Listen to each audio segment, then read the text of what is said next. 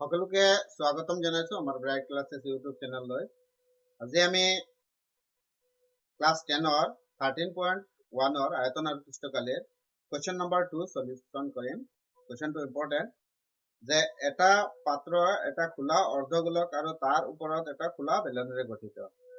অৰ্ধগোলকটোৰ ব্যাস 14 centimetre আৰু পাত্ৰটোৰ মুঠ উচ্চতা 13 সেন্টিমিটাৰ। তেন্তে পাত্ৰটোৰ ভিতৰৰ পৃষ্ঠকালী নিৰ্ণয় কৰা। এইটো একেবাৰে সহজ অংক। তাৰমানে শেপটো তেনেকেই এটা অৰ্ধগোলক আছে আৰু এই অৰ্ধগোলকৰ ওপৰত এটা বেলন আছে। অৰ্ধগোলকৰ ওপৰত এটা বেলন আছে। অৰ্ধগোলক মানে তোমালোকে গম পোৱা নে?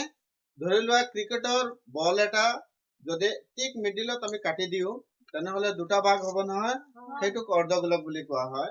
আৰু সেই অৰ্ধগোলকৰ ওপৰত এটা বেলন, বেলন মানে চুঙা, চুঙা ধৰি লোৱা চুঙা কোনোবা ৰাস্তাত পানী যোৱাৰ কাৰণে বহাই নহয়, সেইটো এটা চুঙা। ইমান ডাঙৰ নহয়। ধৰি লোৱা অৰ্ধগোলক আছে আৰু অৰ্ধগোলকৰ ওপৰত এটা বেলন বহুৱা হৈছে। তো আমি কি কৰিব লাগে, এই গোটেইটো মিলি এটা পাত্ৰ হৈছে আৰু এই পাত্ৰটোৰ পৃষ্ঠকালী আমি উলিয়াব লাগে। একেবাৰে সহজ। চোৱা, আমাক কোৱেশ্চনত দিছে যে অৰ্ধগোলকৰ ব্যাস যোনটো একেবাৰে ব্যাস ইয়াৰ পৰা ইয়ালৈ যদি আমি টানি দিওঁ কিমান ওলাব?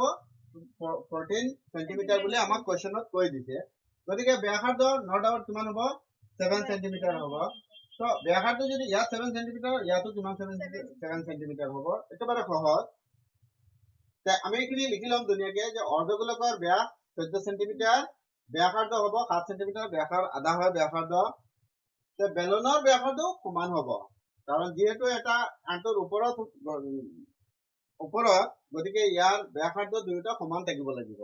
গতিকে ব্যাসাৰ্ধ বেলনৰ ব্যাসাৰ্ধ কিমান হ'ব? 7।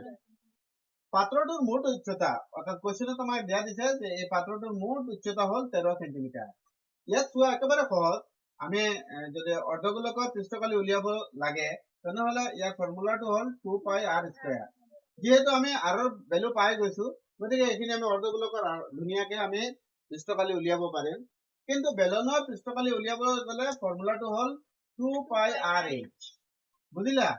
এতিয়া চোৱা আমাৰ h ৰ আৰৰ ভ্যালুটো আমি পাইছো, কিন্তু h ৰ ভ্যালুটো পোৱা নাই।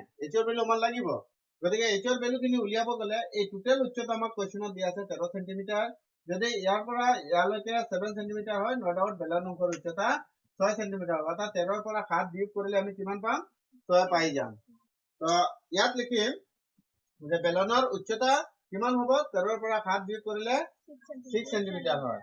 এতিয়া এই পাত্ৰটোৰ পৃষ্ঠকালী উলিয়াব গলে বেলনৰ পৃষ্ঠকালী আৰু অৰ্ধগোলকৰ পৃষ্ঠকালী দুয়োটা উলিয়াব লাগে।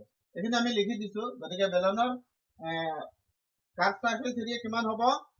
সূত্ৰটো হ'ল 2 পাই বেলনৰ আৰু 2 পাই r h আৰু অৰ্ধগোলকৰ হ'ল 2 পাই r স্কয়াৰ। বুজিলা? এতিয়া কমন লৈ লোৱা, দুয়োটাত 2 2 আছে, আমি 2 কমন ল'ম। পাই দুয়োটাত আছে, পাই কমন লৈ ল'ম। r দুয়োটাত আছে, r কমন ল'ম। ইয়াত থাকিল কিমান? h আৰু ইয়াত থাকিল r। সবে তুলিছা? তো ঠিক আছে।